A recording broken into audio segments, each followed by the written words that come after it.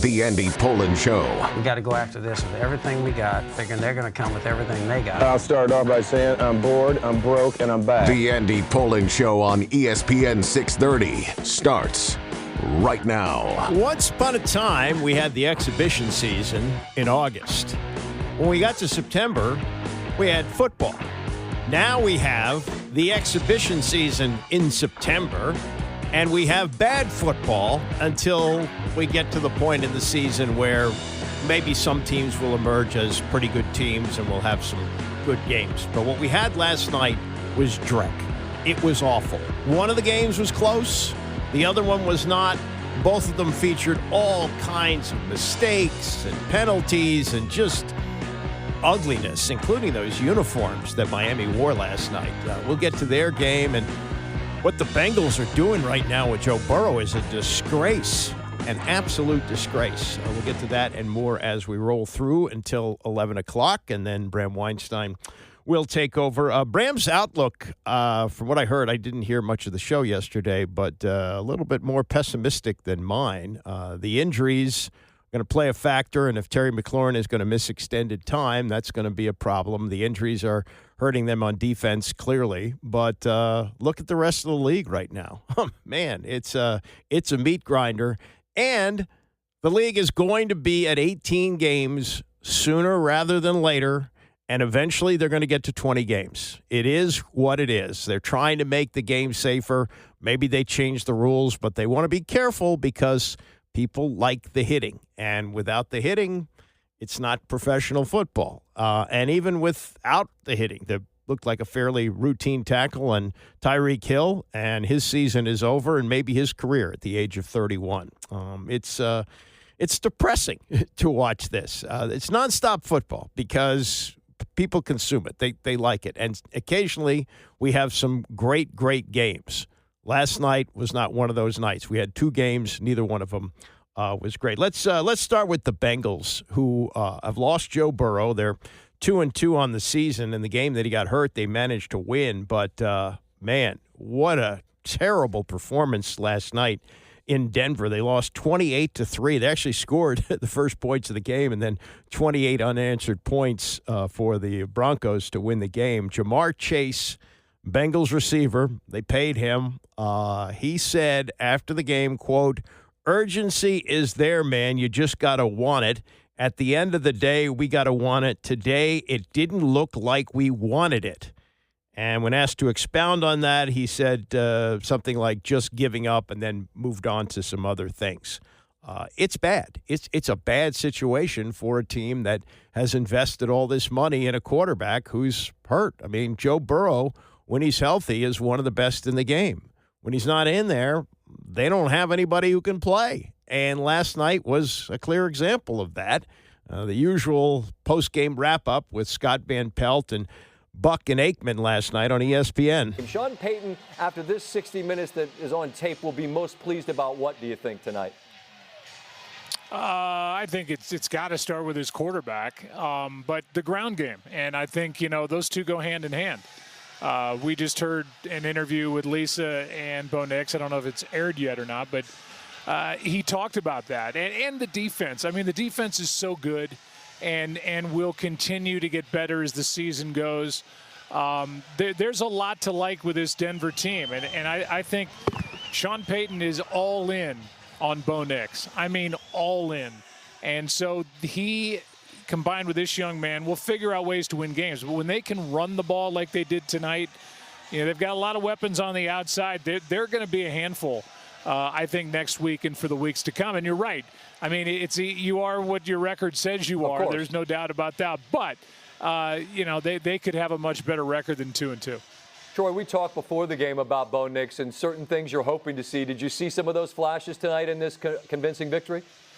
Yeah, I did. And, there were some drops. There's always things you can clean up. But, I mean, it's hard to argue with 500 yards of total offense. But yet we could argue about some things, which kind of tells you kind of the problems that are happening on the other side with the Cincinnati Bengals. But, yeah, I think Bo Nix is going to be just fine. And if they can continue to run the ball they're not going to run it the way they did tonight each and every week. But if they can lean on that a little bit more, have a little more consistency like they had this evening, it takes so much of the pressure off of Bo Nix. But I do like him. He played a lot of college football. He was more prepared than most coming into this game or coming into this league. Right. And then last year did a lot of great things. And with the defense, that defense will be top 5 defense by the end of the year. So I fully expect the Broncos to be right in the hunt all the way till the end.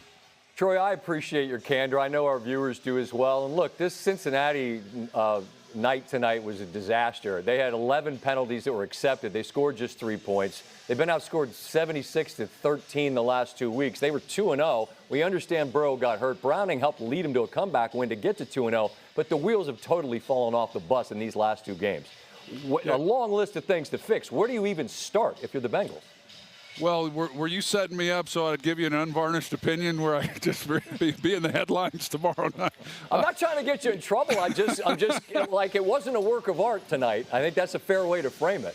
Yeah, no, this was an embarrassing effort. I think Zach Taylor will be the first to tell you that. There was nothing that you walk out of this stadium feeling good about. And so where do you start? Gosh, how about let's just start with not being penalized so much, or pre-snap, which is kind of what they teach you back in Pop Warner football, how to get lined up and how to get the ball snapped without taking a penalty. So, it's interesting, Scott, that for an organization that's been so good offensively for so many years, in 3 of the 4 games, they've had 170 yards or less of total offense, and their lowest total was week 1 with a healthy Joe Burrow. Right. So there's not a lot to get excited about right now. And, that's it. But we got this, Joe. Joe, we luck. got this. We got 3-1 Jacksonville. We got 2-2 Kansas City with a lightning bolt. Big win, huh? Ready to get excited and go down to North Florida? Let's do it. I can't wait. You going to be there? We're going to see you there? Yeah, come on. I mean, we got to come to New York for the doubleheader. We'll be down we'll see you there. Travel safe, Joe. Right. Let's do it. Yeah, so it's at the point where you just want to shovel this game into the bin and talk about next week's game, which promises to be better. Jacksonville's having a better start than many expected, and Kansas City, after dispatching of Baltimore the way they did, maybe they're back on track. But man, what a mess in Cincinnati. And if we want to do this Johnny Carson style, it's how bad is it? Van Pelt later in the show with Ryan Clark and a comparison to what was an absolute disgrace on ESPN a few years ago. Denver had 20 more first downs, 453 more yards. The Bengals had 3 points and 11 accepted penalties. What was the fake high school? That the fake high school that was going around playing the top high school. Bishop somebody. Bishop Sycamore or something like that. That's who the Cincinnati Bengals look like right now. Bishop Sycamore. They're in the last 2 games to be outscored in the manner that they have. Mm-hmm. But tonight, he said they laid an egg. They didn't lay an egg. This team almost did not show up, right? There is a level of professionalism that is expected of you every time you step on the field. And when that line or that standard isn't held, that's on everybody in the organization. And if this is one of 8 games in the 1 o'clock window, it's bad, but it's not as you're on the stage, man. It's Monday night, the lights are bright. Yeah. Bishop Sycamore was a phony high school put together by the coach, who rounded up some players and collected a big check from ESPN to put his team on national TV against a legitimate high school powerhouse. And it was like 70-3. Some guys got hurt, and it was later exposed as what a complete fraud it was. I don't think it's that bad with the Cincinnati Bengals, but at 2-2, it looks like the season is over. Now, do they make a trade? Do they try and get Kirk Cousins? Do they try and get Russell Wilson, who's been benched by the Giants? Maybe, but does that save the season? I mean, the feeling was when Joe Burrow went down that this was going to be a 3-month injury, which would put him back around Christmas, and the hope was the Bengals could stay in it, accumulate enough wins so they're on the verge of maybe getting a wild card, and Burrow can take it from there and get them in. The way this is going right now for Cincinnati, this complete collapse, Joe Burrow might as well sit out the rest of the season and worry about next year, because Christmas time is not going to bring any presents for the Bengals. They may be looking at 3 wins at that point, if that. They're an absolute disaster, as are the Jets. The Jets are A legitimate 0-4. Never mind that they lost by only 6 points last night at Miami with the Dolphins wearing, I don't know what those things are. I wish the NFL wouldn't get into that stuff. You know, the uniforms are uniforms, and I know that you sell this stuff on Fanatics and things like that, but they just look ridiculous out there. They did win the game, but they lost Tyreek Hill for the season, and maybe it's over for him at the age of 31. They first called it a dislocated knee, but Adam Schefter is reporting this morning that he also tore ligaments and his ACL. So that's 9-month recovery. If he comes back next year, we'll see if he has the explosiveness that he used to have, but he's 31 years old. I don't know how good he's going to be if he comes back. Just a horrible injury last night, but they did win the game, and for a team that has been struggling in a big way, this was something of a relief.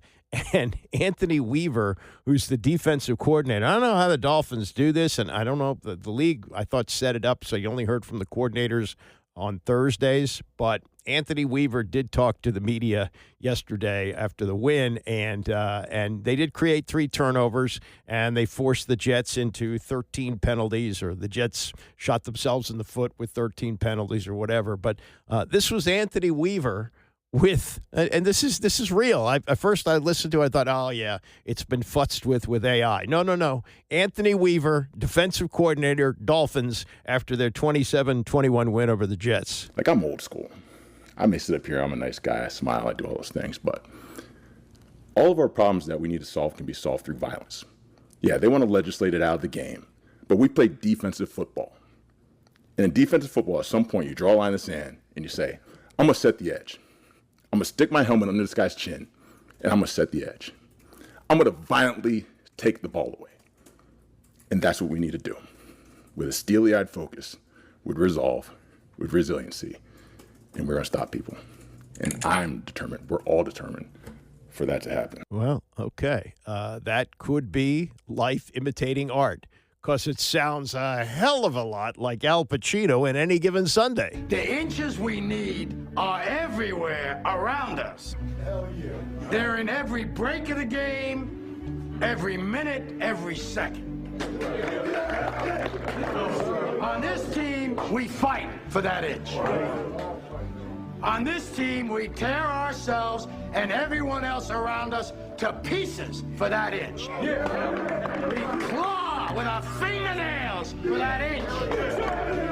Because we know when we add up all those inches, that's gonna make the difference between winning and losing. Between living and dying. I'll tell you this, in any fight, it's the guy who's willing to die who's gonna win that inch. And I know if I'm gonna have any life anymore, it's because I'm still willing to fight and die for that inch. Because that's what living is. The 6 inches in front of your face. Now, I can't make you do it. You gotta look at the guy next to you. Look into his eyes. Now, I think you're gonna see a guy who will go that inch with you. Hell yeah. You're gonna see a guy who will sacrifice himself for this team because he knows when it comes down to it, you're gonna do the same for him. That's a team, gentlemen. Hell yeah. And either we heal now as a team, or we will die as individuals. That's football, guys. That's all it is. That's Al Pacino in Any Given Sunday. Yeah, I played probably more than I needed to play, but it's great stuff. It also is the movies, and I think what you find is, Herman Edwards, that some of the great speech makers, some of the great press conference coaches don't necessarily produce the most wins. So, I love listening to Joe Witt, the Commanders' defensive coordinator, on Thursdays, because he talks in that kind of way, same kind of way that Anthony Weaver does. But right now his defense is terrible. It's awful. And I don't even know if he's going to talk this week because the team is leaving on Thursday. I don't know what the media schedule is like, but sometimes the greatest sound bites are not the greatest coaches. I mean, look, Mike Singletary, I only want winners. When he kicked Vernon Davis off the sidelines, great stuff. Was not a very good coach. Didn't get another chance after he got fired by the 49ers. And it's always fun to listen to these things. And if you're a fan, you say, oh, these guys, they need to kick these players in the rear end and show them what's – doesn't really work that way. I've talked to players who played for Joe Gibbs. They said, yeah, his speeches weren't much. Occasionally he would go off. There's a famous game in Philadelphia where he put his fist through a blackboard. But you got to save those things. That's when you really feel the team is slogging. And if you use those kind of things all the time, they don't work. And it's great to listen to Anthony Weaver talk about violence, but the fact of the matter is he's got a team that has just one win on the season, and they beat an embarrassment of a team last night in the New York Jets. The New York Jets are horrible. They're absolutely horrible. And, at least Miami's got to win, but now they got to figure out how to play the rest of the season without Tyreek Hill. All right, Dan Quinn held his Monday news conference yesterday. Some things that he wants to clean up. We'll hear that from that and more as we continue. It's the Andy Pollin Show, ESPN 630. The Andy Pollin Show on ESPN 630, the sports capital. Well, Dan Quinn is a defensive guy. Made his bones as a defensive coordinator, was promoted to head coach of the Atlanta Falcons, got them to a Super Bowl, went back to being a defensive coordinator for the Dallas Cowboys, and now in his second year as head coach. And you wonder how much longer is he going to be just the head coach, and maybe does he get rid of Joe Witt? I mean, that's already in the wind now as it was just a dismal defensive performance on Sunday in Atlanta. They had played fairly well against the Raiders. They had given up some big plays, which Witt railed about last week. But what do you do now? And now you're a bad tackling team. That was really evident Sunday. They missed at least a dozen tackles. And Quinn, doing his Monday news conference yesterday, asked the obvious question, can you fix it? Oh, yeah, there's plenty to do. In each practice, in each day, you can work on that hard time. It doesn't have to be something that you have to take to the ground, but you do have to get your angles, your tracking correct. But they're way too high. We were in double digits, and if you hit double digits between defense and special teams, that is too many. Going into it, we knew Bijan, is somebody that's exceptional at that. But you track two-man tackles, and we've got work to do. Yeah, we were not pleased with our tackling performance, and yes, there is plenty you can do to work on that. The other thing that's a concern, and maybe it's not related to the road, but maybe it is related to the road, they got off to a bad start against Green Bay. Green Bay's a good team, although they did give up 40 points the other night to Dallas, maybe a little bit overrated on defense, but they fell behind early and were playing catch-up there. And then you just look at the first two drives on Sunday. They let the Falcons go right down the field, score a touchdown, and first play is a pitch to Deebo Samuel. That's a 3-yard loss, and they wind up going 3 and out there. And they're playing from behind all day long. I don't think they ever they never tied it, and they were always at least a field goal behind in this game. And so Quinn is looking at this as what can we do to get off to a better start on the road. Part of what they're doing this week is they're going to get used to the time change. Normally you'd leave for a West Coast game on a Friday. They're leaving on a Thursday for that, and that may be part of what the strategy is. But they are now 2.5-point underdogs heading to a very good defensive team on Sunday in the Chargers. And this is Quinn on what has to happen to correct what have been 2 terrible starts on the road. Our process is the same, but we want to make sure, like in that boxing analogy, you're not waiting it out, see where we are. All of a sudden you're behind 10-0. And so, man, let's play bold. Let's play aggressive right from Jump Street. And when we do that, it can carry over into it. But you don't want to say you can only start fast. If you punt, that doesn't mean you're going to lose the game, or if you give up a field goal. But it does mean you're entering into the arena, into the contest, in the right mindset to go throw the first punch and be aggressive. And we'll work hard to continue to do that. It's really a mindset. It's a way. And if you go into it in that way, you have a way better chance of, going forward. I love the fight for the team, but, fighting to stay in it is different than fighting to finish the play. And so I want to make sure, our attitude, our mindset is absolutely bold and aggressive. One thing about the start on Sunday, the Falcons won the toss, and they did something that almost no team does, and that is they elected to receive. They were pretty angry about the shutout loss the week before in Carolina, and they came out ready. They came out ready to go, and they took it right down the field. I even wonder if with what they did on Sunday that Washington might elect to receive if they win the flip on Sunday in Los Angeles. We'll see. We'll see about that. But as for the injuries, we're supposed to know more from Quinn tomorrow. The report over the weekend from Ian Rappaport was that Jaden Daniels should be ready to go on Sunday. Quinn wasn't as committal on that, talking about the process and the whole thing, and he'll have an update on that tomorrow. I would think that Terry McLaurin is not going to be able to play based on the way that Quinn described the Jaden Daniels injury is day-to-day and McLaurin is week-to-week. I would think that there's a pretty good chance he's not going to play, although it is encouraging that he has not been placed on injured reserve and that the reports are he's not going to need surgery on that quad. But you're missing your two big explosive stars, and you need to have them. And if the defense is going to play like this, unless there's going to be major improvement in the defense, and there's signs of trouble too that we haven't seen from this team since the Rivera era. I don't know if you heard the quote from Mikey Sanderstill on Sunday. He did have the one turnover that they've had all year, and he said, quote, "I think it's very easy to beat a defense that isn't out there focused and communicating the right way." That means his defense, not the defense of the other team. That is not the kind of talk that anybody wants to hear.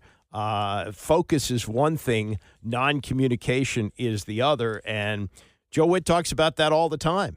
And here's a guy who plays on that defense and says we're not communicating very well. Well, I thought Bobby Wagner was the master of that and keeping everybody on the same page there. And Bobby Wagner looked old and slow, getting worked by Bijan Robinson on Sunday. So there's some concerns there. Winning cures everything. They go out to the West Coast. They beat a good Chargers team with a good defense, and they come home and things look a lot different. But right now, this team is in crisis, I would say. Even with the 3-game losing streak last year, I'd say this team right now is in crisis for really the first time since Adam Peters and Dan Quinn took over this team in January of 2024. But it's a week-to-week league. Things change. It was DEFCON 1 for Atlanta the week before. Now the outlook is a lot different after the way they beat the Commanders on Sunday. So this is continuing to be an interesting story. I don't know how closely you follow this, but Pablo Torre, who is doing real sports journalism, and he's doing it on a podcast. The days of Woodward and Bernstein are long gone. There have been some great reporters who have done great work in the newspaper business. San Francisco Chronicle 25 years ago when they reported on the Balco labs and the steroids and all that, and all the reporting that was done in the Washington Post in 2020 on the toxic culture of the Commanders. They did more than any other outlet to get Dan Snyder out the door. I think the final kick came from Don Van Natta and Seth Wickersham with a great piece that they wrote, and I think it was October of 2022, which finally forced the sale of the team. But the reporting by the Washington Post was stellar. Liz Clark, who's now retired, had done a lot of it, and I think there were a couple of others who I probably should mention, but they did great work. Well, the newspapers really aren't the newspapers anymore. They don't have the resources to do that, and you don't get that kind of, for the most part. It still is great reporting being done in the Washington Post and the New York Times and Chicago Tribune and LA Times, all that. There still is that. But Pablo Torre has taken this on, and there just seems to be overwhelming evidence that Steve Ballmer, the owner of the Clippers, circumvented the salary cap to get Kawhi Leonard in there. If you haven't been following this closely, this goes back to 2019. And Ballmer... 2022. Ballmer wanted to have Kawhi Leonard. You have to have a star in Los Angeles. They got LeBron with the Lakers, so he's going to have to get himself a bona fide star, and he's going to get Kawhi Leonard. And there's an NBA max. There's only so much you can pay a player. So in order to pay over that, he invested a lot of money, Ballmer, the owner of the Clippers, in a company called Aspiration. And Aspiration, which was a tree planting service, gave Kawhi Leonard a 4-year, $28 million deal to endorse this tree planting company. Problem is, he didn't do any endorsing. He didn't do a damn thing. He just collected money from Aspiration for $28 million. That would have probably gone unnoticed, but Aspiration filed for bankruptcy. Before they did, Pablo Torre has found out that Steve Ballmer funneled money into the company to make sure that Kawhi Leonard got his cash. Now, what Ballmer is saying is, I was duped by this company. I didn't know what I was doing. I knew what I was doing, but they fooled me. We're supposed to believe one of the savviest business people in this country is going to be fooled by a tree planting service. Now, Pablo has found out more. He's found out that Ballmer has donated $1.8 million to Aspiration's co-founder, Joe Sandberg, and the timing of it is the most important thing. Joe Sandberg, the founder of Aspiration, got this money in December of 2024, including, according to the own documentation from Ballmer's charity. Pablo was able to look on the website and find this. It wasn't that hard. Sandberg has pleaded guilty to defrauding investors out of $200 million, which happened before December of 2024. So this is out there. I mean, as Tony once told a story of a relief pitcher saying, "Ain't you got no electricity in your house?" Meaning, didn't Ballmer know about this before he funneled in $1.8 million? Of course he did. But he did it to make sure that Kawhi Leonard got paid. This was Pablo breaking this down with his partner yesterday on Pablo Torre Finds Out. Steve Ballmer has been trying to say very clearly that he is a victim. They conned me. You're one of the richest men in America. Conned me. By early 2024, it was beyond obvious, using even just the Clippers' own statements, that the government was all over this. And Mr. Ballmer, of course, had become aware of improper activity by Aspiration or its co-founder, Joe Sandberg, at least by then. And all of this reminded me of 60 Minutes. He bought the basketball team, which is certainly an extravagance, but he's also giving away billions through a philanthropy he runs with his wife, Connie. It really is kind of grant by grant. The Ballmer Group is Steve Ballmer's philanthropic arm. So what I did was go through their donations grant by grant. I went through their database. The Ballmer Group has a website. And in the Our Grant section of the website, you just notice immediately there are donations ranging from $500,000 to $424 million. It's vast and impressive. But what caught my eye as I was scanning these dollar amounts was a $1.875 million grant. Don't say it, please. $1.875 million just seems a little... God. I've come full circle. On the first day, I was like, I can't wait to see what's under these papers. Now, I don't even want to see this anymore. What is the organization called, Mr. El Hassan? Golden State Opportunity Foundation. Golden State Opportunity is dedicated to ending poverty by providing all Californians with the tools to build financial well-being. But when I went to the Where We Started section of the Golden State Opportunity Foundation's website, this is what I saw. Not found. Sorry, that page was not found. And this, Amin, is what a cached version of the page used to read as recently as November 2024. Jesus Christ. Oh, my God. Oh, hold on. Golden State Opportunity founder Joseph Sandberg grew up in circumstances familiar to many Californians. Raised by a single mom who struggled to make ends meet on her public school teacher salary, Joe's family lost their home to foreclosure after falling deeply into debt. And it goes on. None other than disgraced Aspiration co-founder Joe Sandberg is, in fact, the founder of the Golden State Opportunity Foundation. This is his charity. It's his baby. And so the relevant question, I suppose, would be this. When did the Ballmer Group decide to give yet another seven-figure infusion of cash to an entity founded by Joe Sandberg? The answer to that question, as you can establish here in this paperwork, is that the Ballmer Group announced this grant as part of a larger roundup of grants in December of 2024. Oh, Jesus Christ.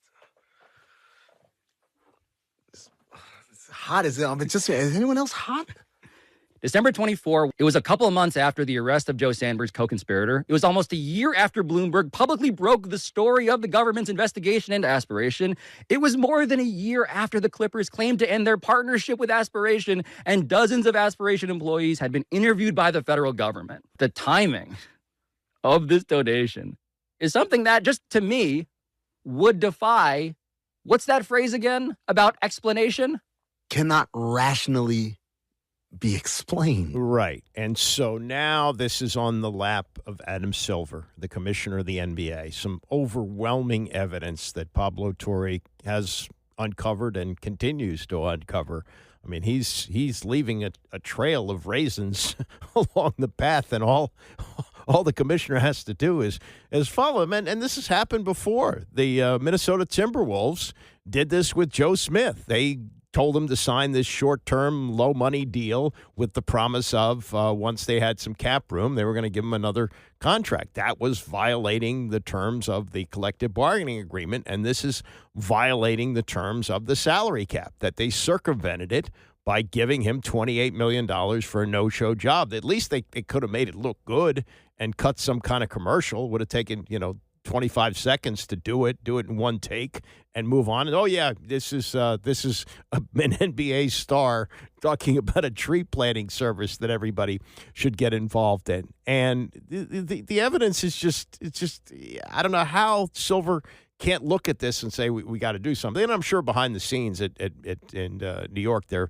freaking out about this. But you also have somebody who's more than just an owner in the NBA. What Steve Ballmer did for the league is truly important. Now, you remember this, and I really thought that Adam Silver handled this very well with Donald Sterling. It wasn't long after he became commissioner that the tape surfaced of Sterling and his girlfriend having a conversation which Sterling used racial language about Magic Johnson.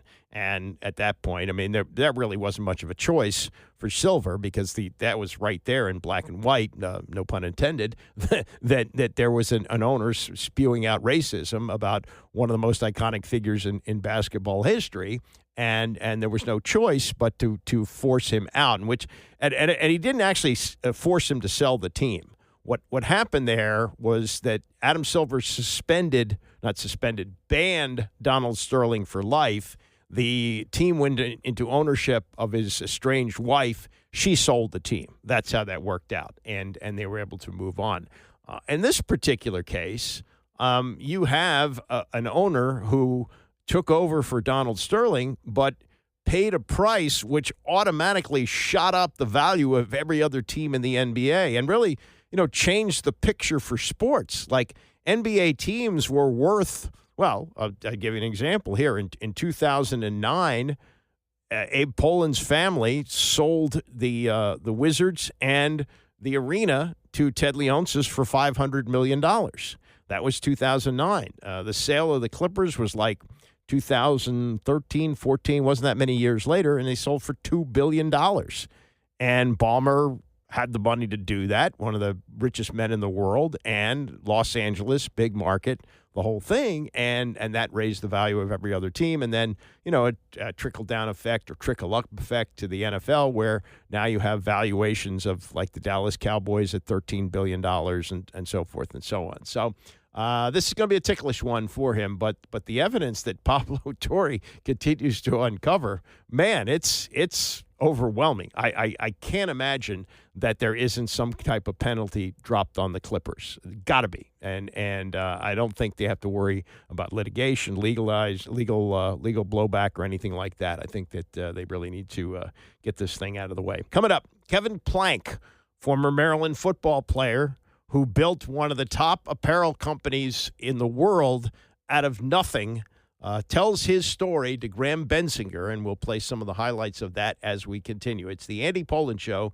ESPN 630. The Andy Pollin Show on ESPN 630, the sports capital. I don't know if you catch these Graham Bensinger interviews. They use these shows as fillers on like Masson and maybe another couple of networks, but they're syndicated.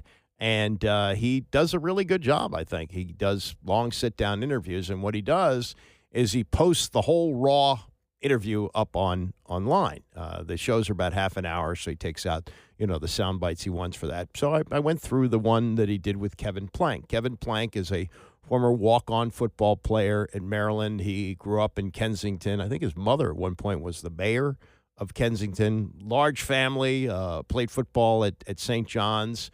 And after his football career, he took something that was, what he noticed playing. Like they would give him cotton T-shirts to put under his pads, and they would become soaked with sweat and very heavy during practices. There's got to be a better material for that, something that breathes.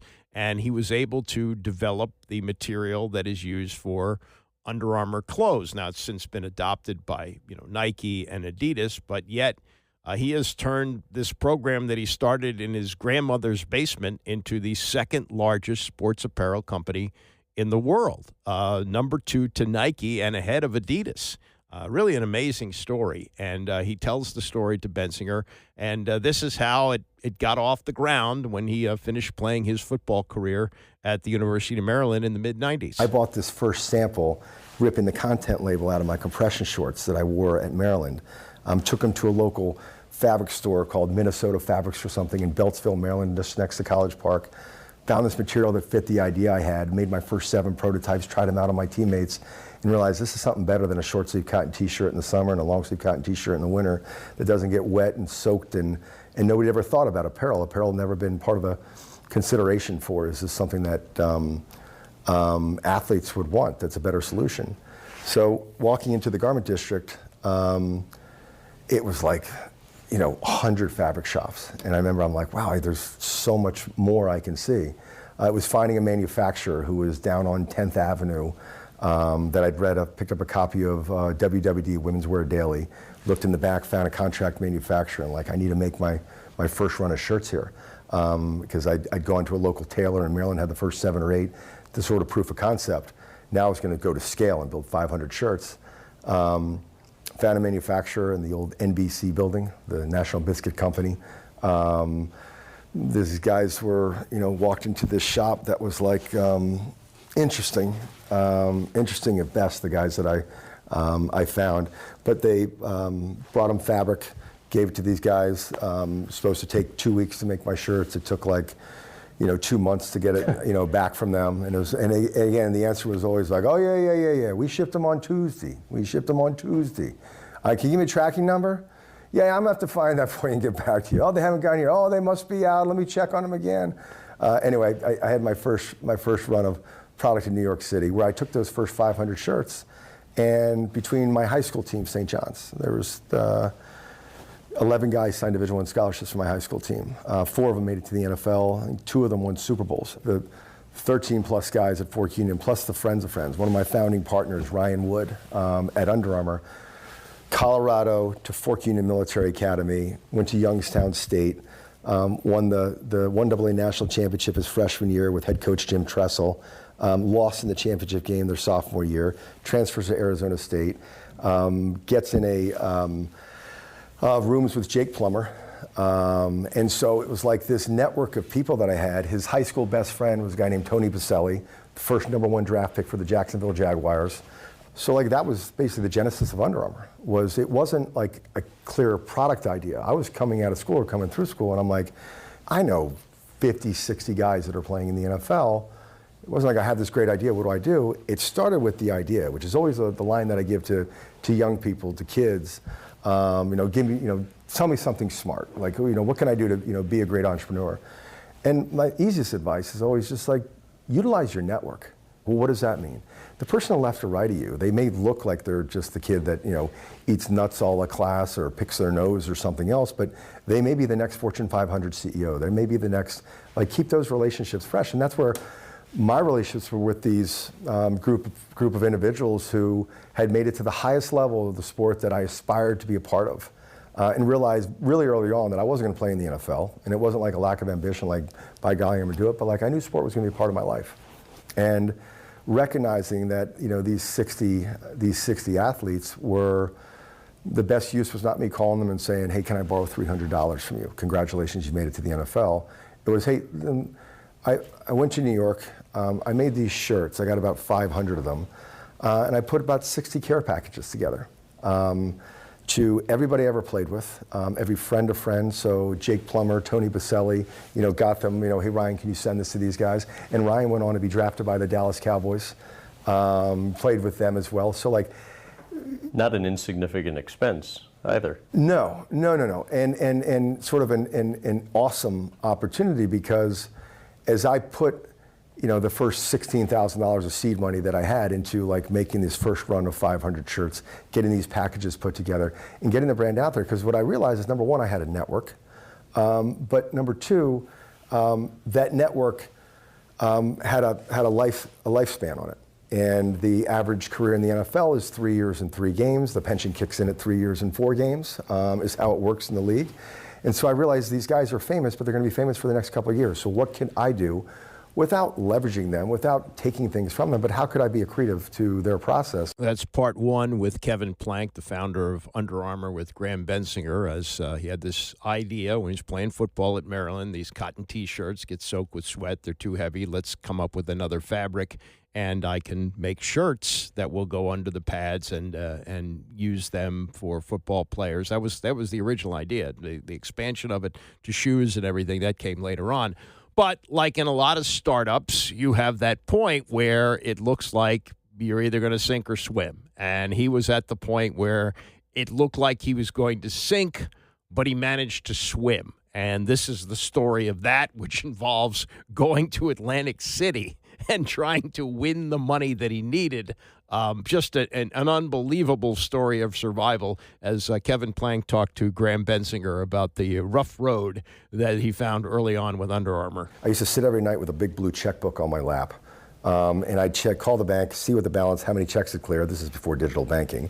You basically would write a check, you'd send it to somebody, they'd have to deposit it, how long it took for the float from one bank to another bank. You had 4 or 5 days of float that you could play with. So I was constantly in this. I think I'm going to get this other check. It'll come in on Thursday. I'll get this other check. It'll come in on Friday. And one day I was like, I'm just short, and I need to make my payroll, which was only myself, Ryan Wood, and Kip Fulks, my original partners within Under Armour.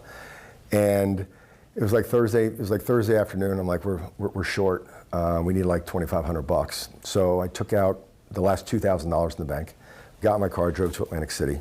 And knowing that I needed to double that. I basically needed to make, I needed to come home with $4,500. Got $4,000 and then proceeded to lose it all. And to know what broke feels like. So this must have been a year into the company, around 1997. I'd come home from, in that drive, drove to Atlantic City, had the presence of mind to fill my car with gasoline before I walked into the casino. Walked in, lost all the money that I had. In driving back, I was broke, there was no money. I was now short of probably about $4,000 short of all those checks were going to come through. I had no money in my car, and this is back when we used to have change. There was no quarters left, and I'd gone through the dimes too. And the nickels, anything silver was going to get a look from me. But I couldn't even pay the toll at the Delaware Memorial Bridge coming home. And what happens when you can't pay the toll at a toll house, they stop the line of traffic, the person comes out, they write down your license number, they write down your license plate. It's incredibly embarrassing, one of the lowest points. And driving back, I had nowhere to go. And so I went to my mother's house. I'm like, I need dinner. And to do this was demonstrating the love of my mother. She's a terrible cook. Wonderful woman, awful cook. So knowing that I'm going there for dinner was not a good sign. So I show up and she's like, how's everything going? What's going on with the company? And I'll never forget. Anything positive you say to somebody, they're going to tell one or two people. Anything negative you say, they're going to tell 12 to 15 people. So I was always really tight with that list. And so even my mom, I didn't want to talk to my brothers, and I didn't want to hear like, how's everything going? And I'm like, it's going great.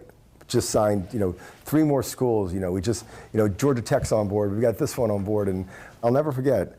It was a day where I haven't wept a lot in my life, but I certainly wept on that day sitting in my car going, you blew it, you blew it, you blew it. You chose the wrong thing. What's that place like when you're in that mindset? Like, I blew it? Mm-hmm. It's a terrible place. It's doubt. It's disbelief. It's vulnerability, which I'd say is a weakness, but today I know it's a strength. But like learning from that place, like I screwed up. I made the wrong decision. I was thinking about a couple different things I could have done after school, and I chose this one, and it hasn't worked out, and so now I'm broke. What am I going to do?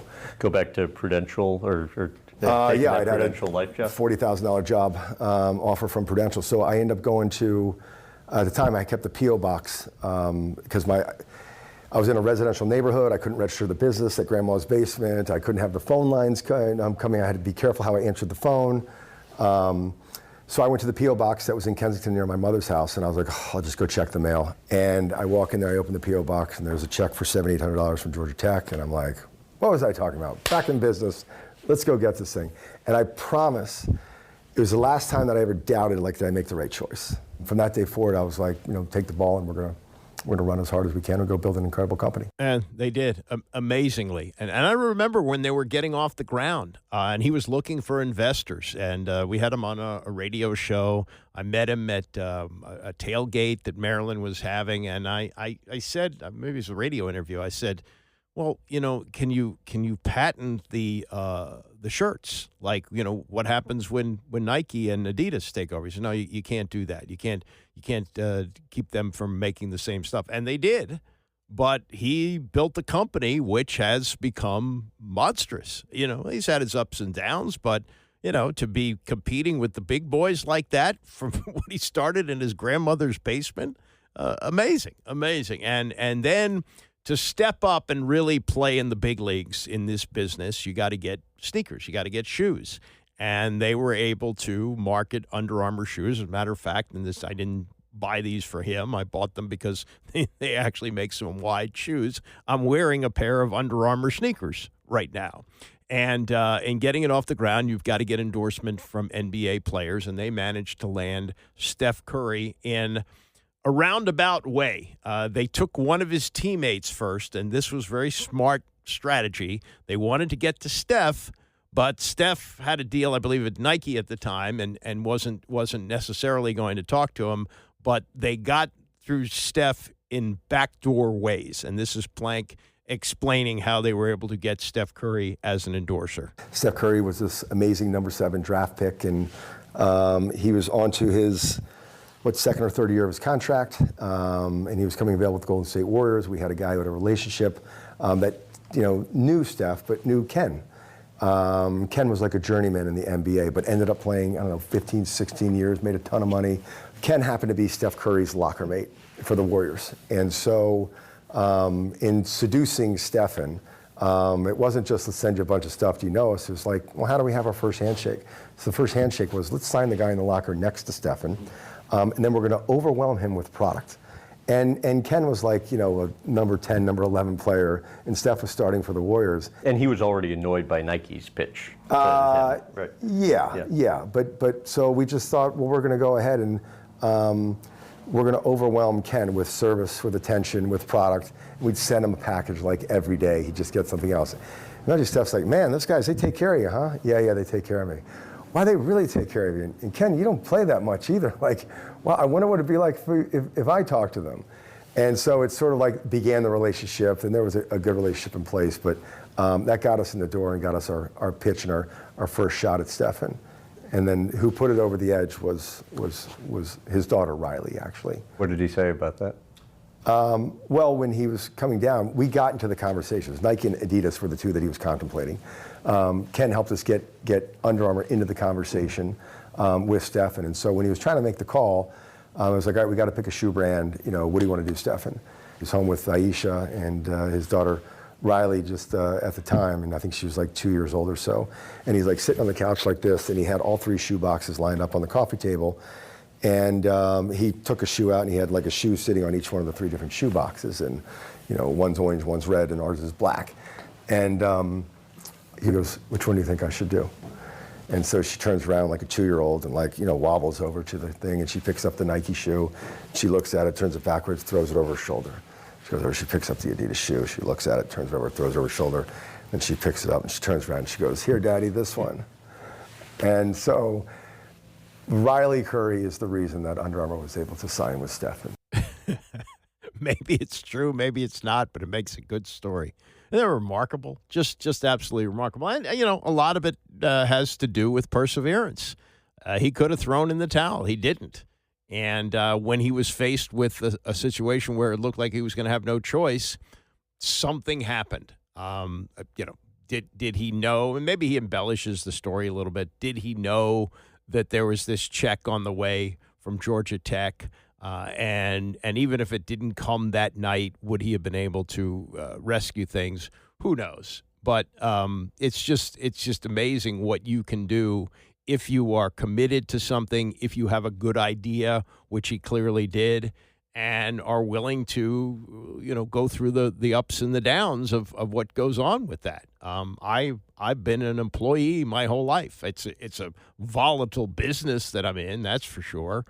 Tough to raise a family, which I'm proud that I was able to do, but nothing like this. And people who are entrepreneurs and they succeed like he did, there are probably thousands and thousands of others who reach the point that he did, like, I have to go to Atlantic City to try and win the payroll and fails at it, and then it's over. They declare bankruptcy and they move on.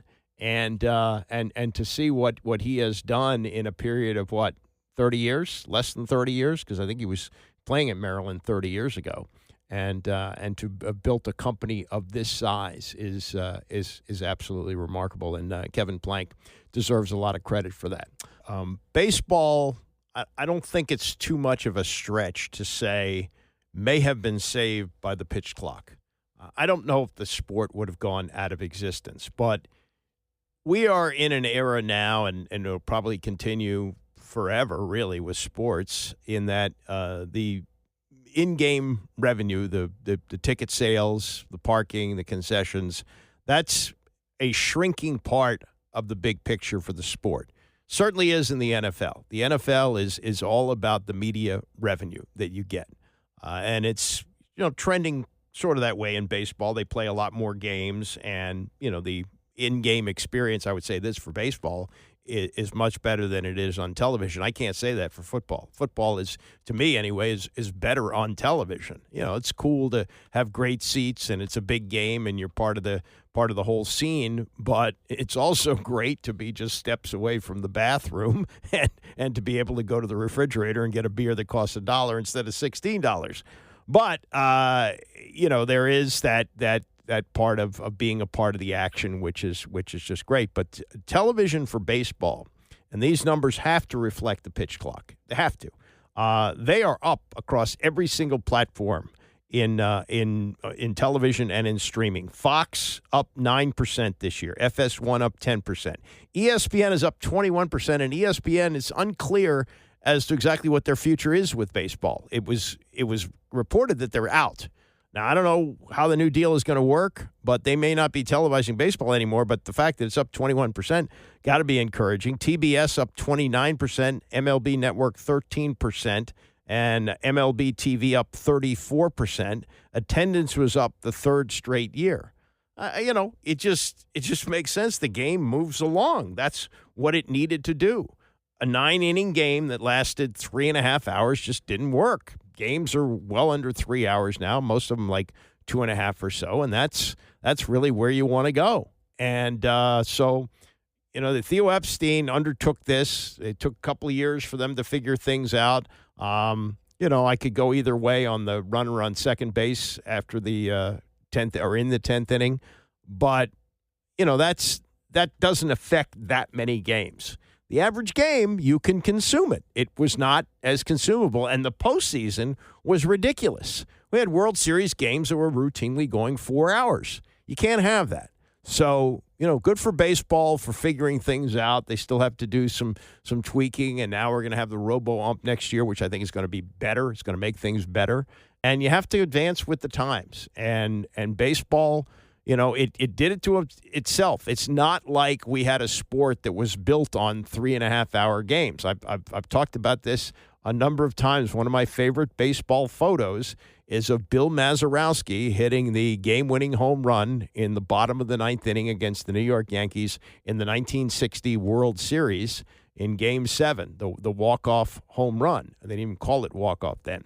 But there's a big clock in center field in Forbes Field, and it says 3:37 or 3:35, I guess, 3:35, which means the game was 2 hours and 35 minutes. It was a 10-9 game with multiple pitching changes, and the winning team in the bottom of the 9th getting the 10th run to win. And a game that started at 1 o'clock in the afternoon was over at 3:35.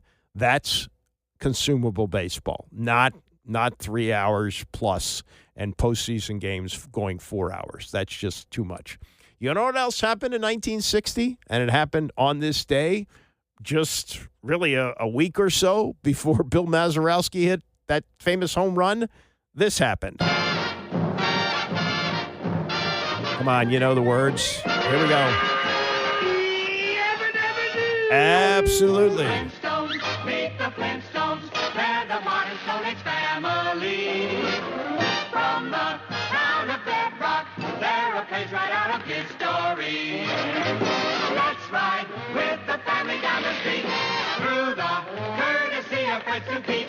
When you're with the Flintstones, have a yabba dabba do time, a dabba do time, we'll have a gay old time. Yeah, you know those words, whether you were old enough to see it when it premiered on this day in 1960 on ABC, or whether it was part of your watching while it was still being done, not live, but as a first run up until April 1st of 1966. And then the syndication, which is what, I grew up with, and you probably grew up with as well, the Flintstones. And even my daughter, who's now in her 30s, watched the Flintstones when she was little. I don't know whether her daughter is watching it, but it's an iconic show, and it is the first animated series with a prime time slot in television history. Now, The Simpsons has surpassed that in length. I mean, The Simpsons have been going on for 35 years, maybe more. And that was named the most successful cartoon of all time in 2013 by TV Guide, but the Flintstones ranked second.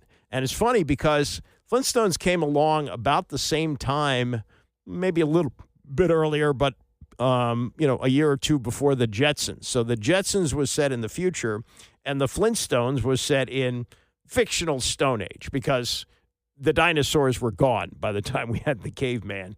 But it was set in the fictional town of Bedrock with a population of 2,500, dinosaurs and other prehistoric creatures portrayed, saber-toothed cats, woolly rhinoceroses, and woolly mammoths, and so forth.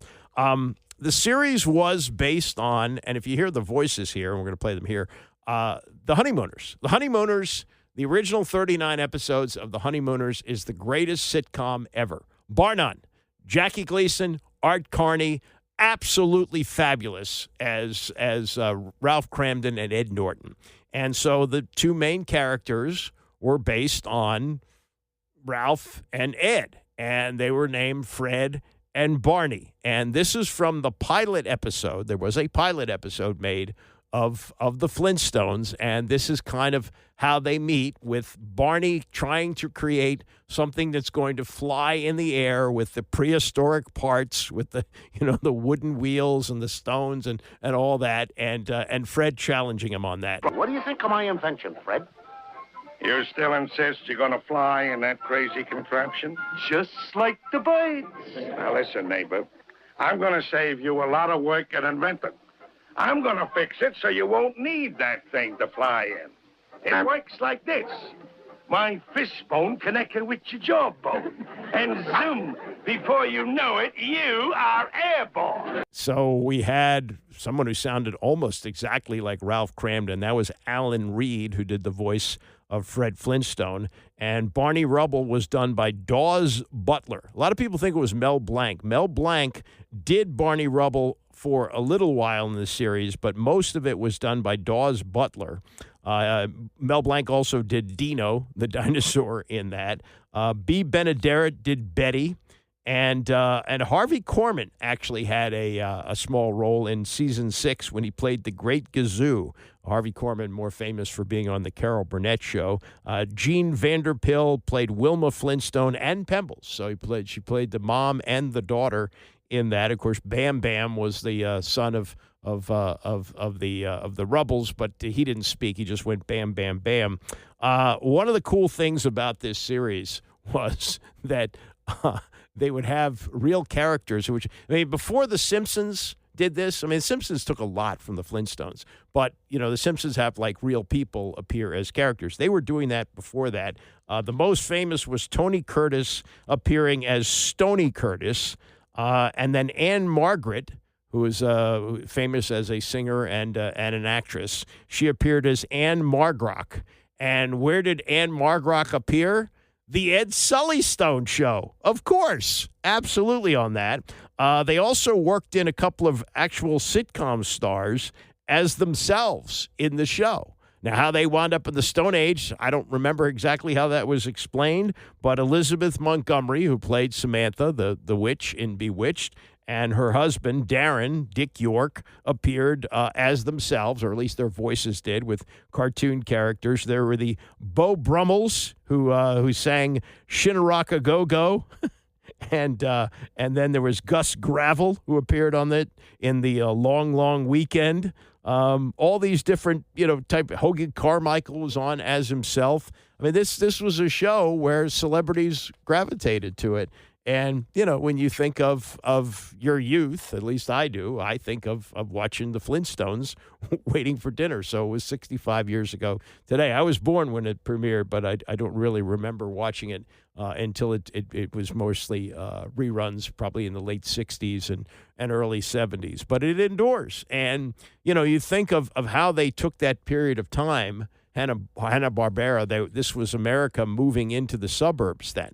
This is when we had Levittown in Long Island, the great migration of cities to suburbs. And so here was these couples based on two couples that lived in Brooklyn in the Honeymooners, right? They had apartments on top of one another, but the Nortons lived above the Cramdens, and they were friends, and they socialized together, and Ralph and Ed were always scheming to do these things. Barney and Fred doing the same thing, and they would carpool to work. Well, Ralph drove the bus. Ed worked in the sewer. There was no need to carpool living in the city. Whereas the Flintstones, they would drive to work and they would carpool. And sometimes they would drive in Barney's little log car or the more expansive sedan that Fred drove. And even though they drove with their feet, remember how their feet would drive the car?